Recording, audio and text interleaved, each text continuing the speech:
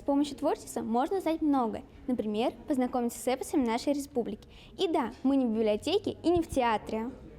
Гора новостей в штабе общественной поддержки. Здесь ежедневно проходят различные мероприятия. Мастер-классы, творческие встречи, семинары, лекции и многие другие. Штаб принимает детей на мастер-класс по росписи деревянных фигур.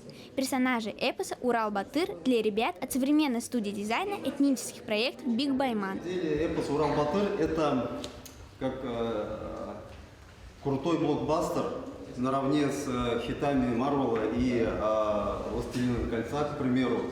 Подобный творческий эксперимент они проводят впервые.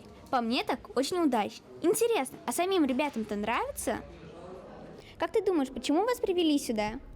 Мы из школы малого села Туктагулова, я из 7 класса пришла раскрасить статуэтку из рассказа «Урал-Батыр». Я раскрашивала жену Батыра Хамай.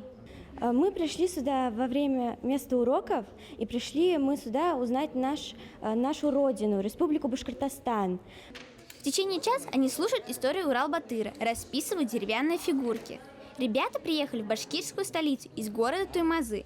Они не только полюбовались красотами Уфы, но и увезут себе на память такой милый подарочек. Как тебе идея такого мероприятия? Мне очень понравилось то, что нашу молодежь приучают к творчеству. Я сам по себе давно не рисовал, и для меня очень ценен этот опыт в раскрашивании фигурок. Также мы узнали историю нашего эпоса, которую я до этого не знал. Что ты будешь потом делать с этой фигуркой? У меня есть 2 маленькие сестренки, я думаю, если я им подарю, им очень понравится. Кстати, Новый год не за горами, и такая фигурка прекрасно украсит вашу елку.